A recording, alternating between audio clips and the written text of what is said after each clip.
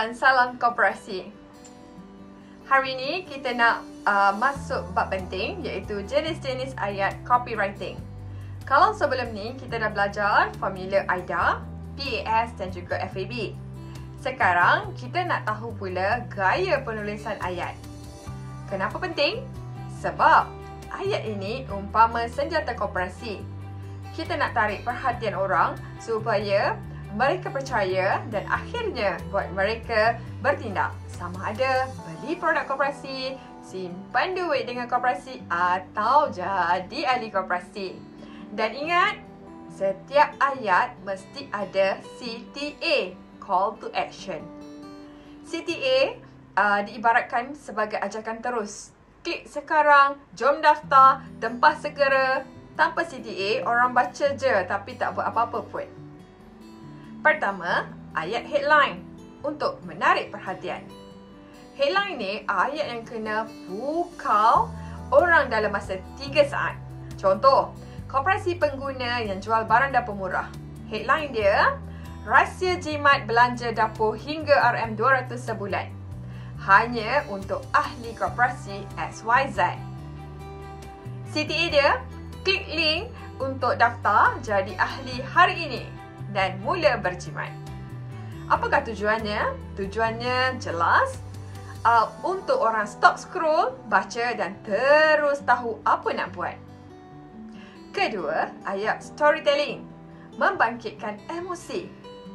Storytelling ni kita guna kisah sebenar untuk sentuh hati orang.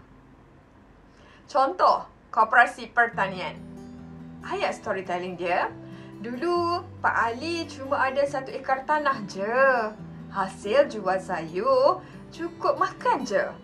Lepas masuk koperasi, produk dia dipasarkan ke pasar raya. Hari ini pendapatan Pak Ali naik 3 kali ganda. Anak pun dah masuk universiti. Kalau Pak Ali boleh berjaya melalui koperasi, andai pula bagaimana. Contoh CTA, jom sertai koperasi pertanian ABC. Klik di sini untuk daftar jadi ahli dan mula pasarkan produk anda. Cerita ni buat orang rasa kalau dia boleh, aku pun nak cuba. Ketiga, ayat promosi dan jualan. Dorong tindakan. Jenis ni memang direct. Kita cakap terus manfaat, tawaran dan ajakan bertindak. Contoh, koperasi bekerja dengan pinjaman kecemasan. Ayat promosi dia, perlukan duit segera? Koperasi XYZ tawarkan pinjaman kecemasan hingga RM3,000 tanpa faedah tersembunyi. Mohon hari ini kelulusan dalam 24 jam.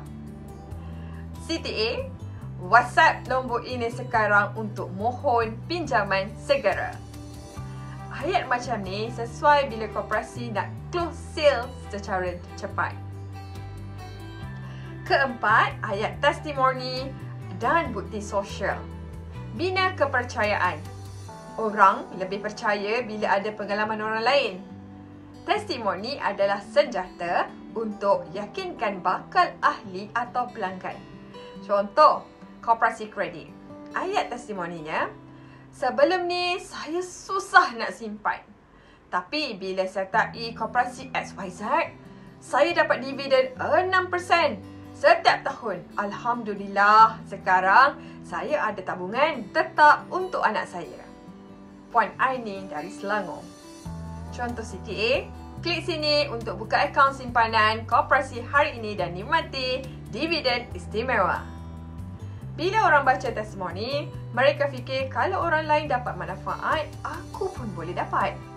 Bila koperasi nak buat iklan FB contohnya atau WhatsApp Blast, jangan guna satu jenis ayat sahaja. Gabungkan ayat-ayat itu. Contoh, pertama, headline. Rahsia jimat belanja dapur hingga RM200 sebulan. Kedua, storytelling. Dulu saya runsing, harga barang naik. Tapi sejak beli di koperasi, saya jimat banyak. Duit lebih boleh guna untuk belanja anak sekolah. Ketiga, promosi. Hari ini saja diskaun 10% untuk semua ahli koperasi yang beli barang dapur. Keempat, testimoni. Sejak jadi ahli koperasi, saya dah berjimat lebih RM1,000 setahun. Encik Rahman dari KL. CTA, jangan tunggu lagi. Klik link ini sekarang untuk jadi ahli koperasi dan mula berjimat. Bila kita ikut flow, mesej jadi lebih kuat, emosi lebih hidup dan tindakan lebih jelas. Kesimpulannya, koperasi di Malaysia ada banyak peluang. Produk simpanan, pinjaman, perumahan, agro, makanan dan sebagainya. Tapi, kalau cara promosinya lemah, orang tak nampak dengan guna ayat headline, storytelling, promosi dan testimoni. Dan jangan lupa, CTA, koperasi boleh tarik perhatian, bina kepercayaan dan dorong tindakan. Ingat, ayat kita bukan sekadar informatif. Ayat kita kena jadi pemangkit yang buat orang terus bertindak sekarang. Sekian saja dari saya. Terima kasih.